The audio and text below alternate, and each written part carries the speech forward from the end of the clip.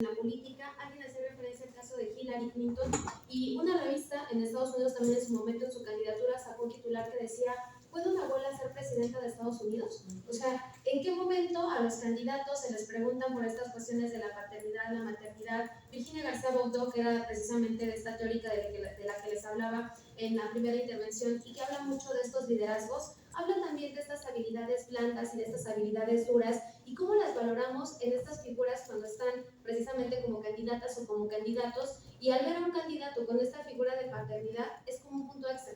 Pero si lo vemos en una candidata, esta figura de maternidad es algo que puede debilitar su campaña. Pero si lo pensamos desde una lógica más cercana, yo siempre les decía en algún momento a mis estudiantes, cuando vemos a veces a los padres cargando a los hijos o con las pañaleras, a veces es como esta cuestión lógica en automática de decir: qué increíble, ¿no? O sea, qué bonito. Pero si lo vemos en el caso de las mujeres, no pasa exactamente lo mismo, porque asumimos que es una obligación. Entonces, ¿cómo vamos desmontando estos roles de cuidado y que al final conecta incluso con estos espacios de las mujeres en la política?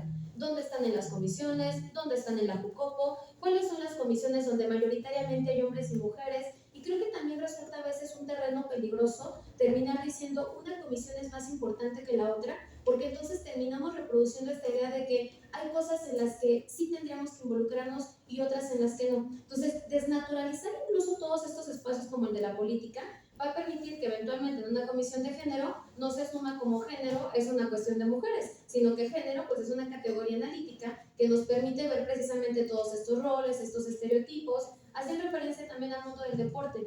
Hasta 2020, poco antes de que se declarara la pandemia en México, bueno, el inicio ya de cerrar prácticamente esta idea de que quédate en casa con la pandemia, el equipo de las Pumas de la UNAM fue la primera ocasión que pudieron ocupar el estadio universitario. Anteriormente no se hacía. Y eso pues se traduce en muchas otras cosas, como por supuesto la brecha salarial, la brecha del uso del tiempo, que también está cuantificado por el INEGI y que revela evidentemente que las principales cuidadoras en los hogares somos las mujeres. Cuidamos de niñas y niños, cuidamos de personas adultas, cuidamos de personas enfermas.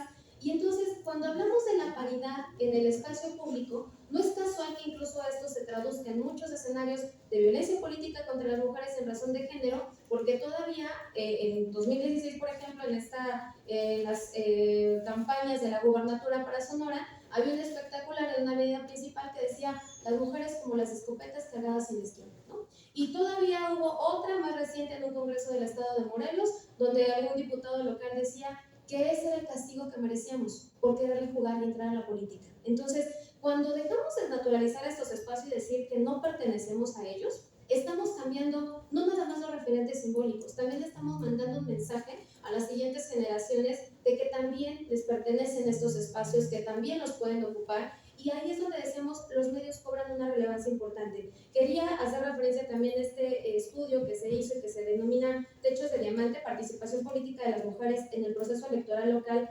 2022-2023, que cuantifica y cualifica también todo lo que ocurrió en el proceso de gubernatura en el Estado de México, y lo que vamos a encontrar, más allá de todos los estudios que ya están en los soplas también y en el INE, pero este particularmente se enfoca en las gubernaturas. Todos estos sesgos de género de los que ahorita les están hablando, hay ejemplos claros, concisos también, que nos revelan pues cómo vamos avanzando precisamente en este ámbito de la comunicación. Y para cerrar un poco con la intervención que me hizo, que la pregunta que me hacía Susi, pero que me da pauta pues como para hablar también de estas cuestiones, justo esta cuota de paternidad, porque incluso es una lógica así, donde hay una condición biológica que está ahí, donde somos las mujeres las que podemos parir a los hijos. Pero si queremos cambiar la noción de cuidado, también hay padres que seguramente querrán pasar más de 5 días con sus hijos, como estaban anteriormente las cuotas de paternidad, pero no nada más es un querer, es un deseo que están exigiendo como un derecho, sino incluso también como esta parte de cambiar la noción de corresponsabilidad del cuidado. Yo decía en algún momento, los baños para los cambiadores de bebés, ¿en cuáles son los baños en los que hay? O sea, todas estas cuestiones que son tan cercanas, tan del día a día,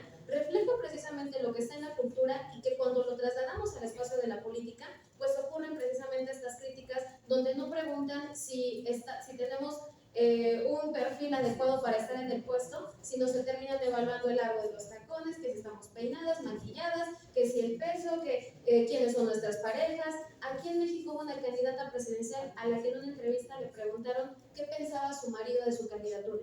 ¿A cuántos candidatos les preguntan o hacen esa inversión en la pregunta? Y cierro nada más con este ejemplo también del mundo de los deportes. Una conocida marca también de patinetas, de patinetas,